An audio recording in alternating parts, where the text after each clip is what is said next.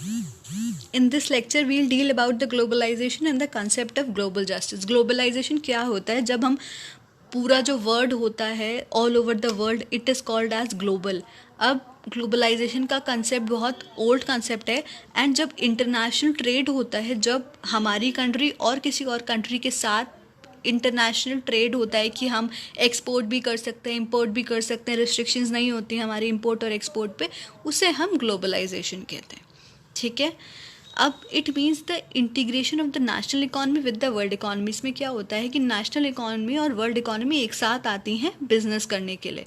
अब क्या होता है इसमें कि ये स्प्रेड ऑफ प्रोडक्ट्स है, प्रोडक्ट्स को स्प्रेड किया जाता है, टेक्नोलॉजी को, इंफॉर्मेशन को, जॉब्स को across national borders and cultures. Suppose I give you the example of MNC. जब भी कोई MNC आते हैं तो वो कितने सारे टेक्नोलॉजी के साथ आते हैं, डेवलपमेंट के साथ आते हैं, इन्फॉर्मेशन के साथ आते हैं, और फिर जब वो इंडिया में आते हैं तो वो जॉब प्रोवाइड करते हैं, अनएम्प्लॉयमेंट हटता है.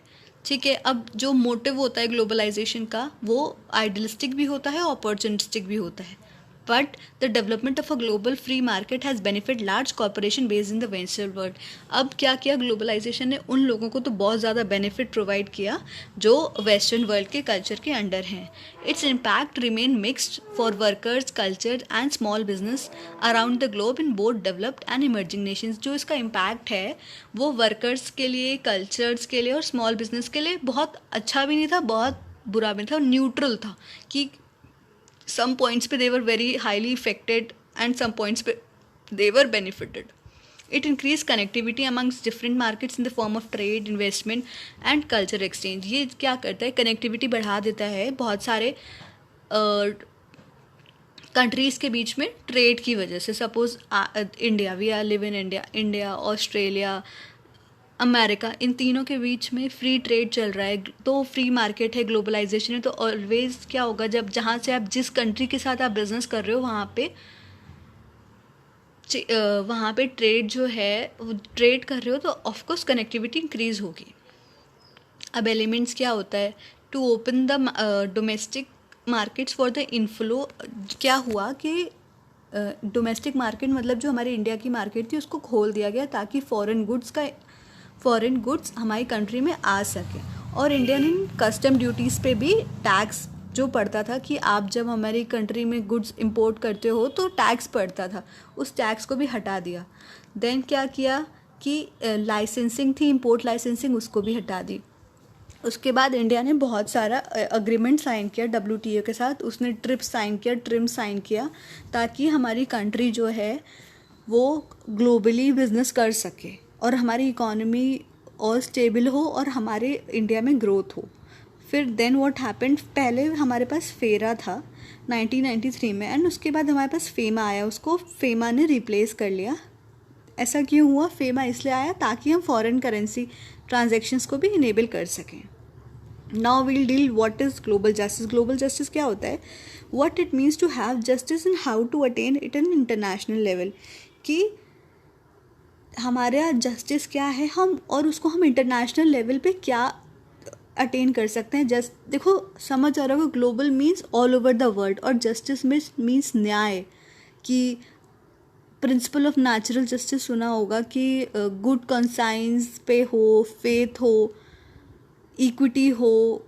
ठीक है. तो दैट इज़ कि पूरी कंट्री में ग्लोबल जस्टिस हो.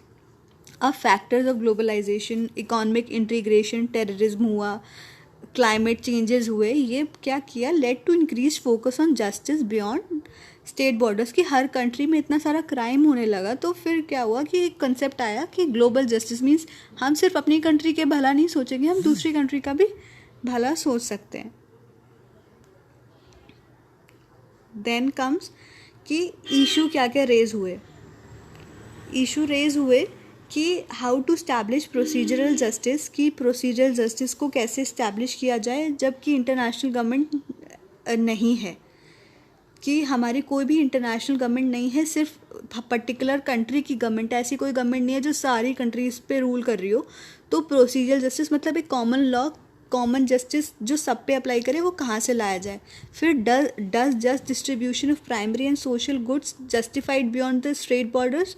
कि जो प्राइमरी और सोशल गुड्स है वो स्टेट बॉर्डर्स पे जस्टिफाई कर सकते हैं, उनका डिस्ट्रीब्यूशन जस्टिफाइड है, ठीक है।